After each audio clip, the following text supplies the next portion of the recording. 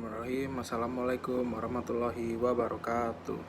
Perkenalkan, nama saya Muhammad Gilang Ramadan, NPM 1721020219. Di sini saya akan mempresentasikan materi bangunan hukum Islam di Indonesia. Matkul Filsafat Hukum Islam, Hukum Tata Negara, dosen pengampu Hervin Yoki Pradikta, MHI. Baik, saya mulai. Devin Law dan Man-Made Law sebagai teori hukum. Hukum Islam dikategorikan sebagai divine law karena aturan-aturannya yang ada di dalamnya dibuat langsung oleh Tuhan untuk mengatur kehidupan manusia di bumi.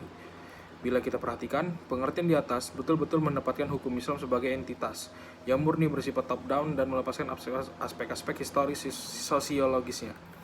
Sebagaimana yang dapat kita pahami pula dari kutipan di bawah ini, konsep hukum menurut usul fikih pada dasarnya terletak di atas pandangan bahwa hukum itu bersifat keagamaan.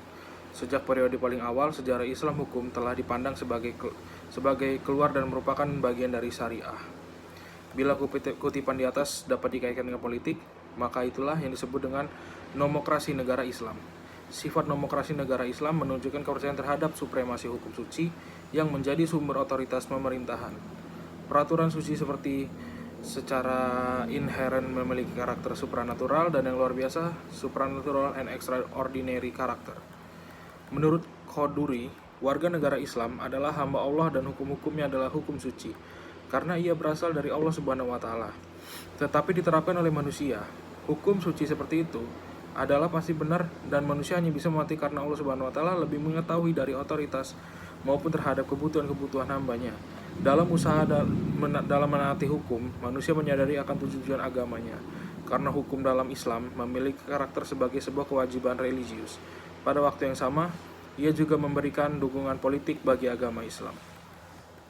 Pada kenyataannya, hukum Islam merupakan perintah Tuhan dan karena bersifat mengikat sebagai sebuah cita-cita agama yang berbeda-beda dengan hukum buatan manusia, man-made law, dan dianggap sebagai fenomena sosial yang tunduk pada kebutuhan manusia dan nilai-nilai.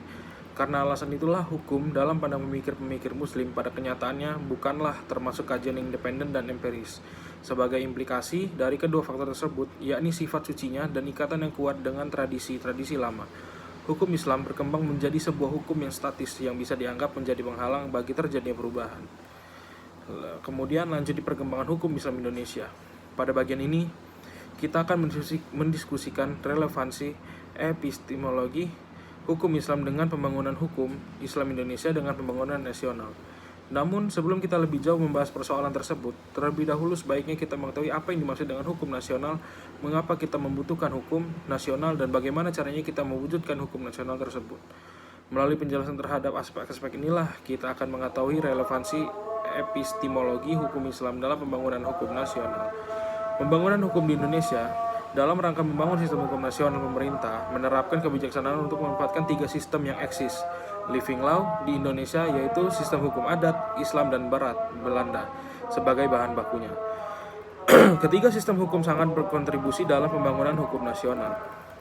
Berikut tatanan hukum nasional Indonesia harus mengandung ciri-ciri sebagai berikut: berwawasan kebangsaan dan berwawasan Nusantara, mampu mengakomodasi kesadaran hukum ke kelompok etnis, kedaerahan, dan keyakinan agama, sejauh mungkin berbentuk tertulis dan terunifikasi, bersifat rasional yang mencakup rasionalitas efisiensi, rasionalitas kewajaran, rasionalitas kaidah dan nilai, responsif terhadap perkembangan aspirasi dan ekspektasi masyarakat.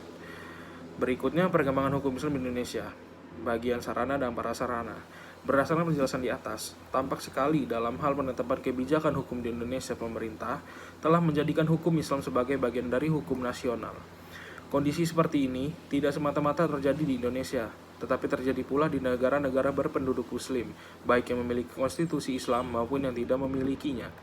Sebagai sebuah sistem hukum atau bagian dari sebuah sistem hukum, ia mempunyai teks tertulis dalam bidang-bidang yang dicakupkan, memiliki lembaga peradilan sesuai dengan tingkatan yang diperlukan, dan mempunyai alat penegak hukum untuk menjalankannya. Baiklah, sekian dari presentasi saya mengenai materi tersebut. Saya akhiri. Assalamualaikum warahmatullahi wabarakatuh.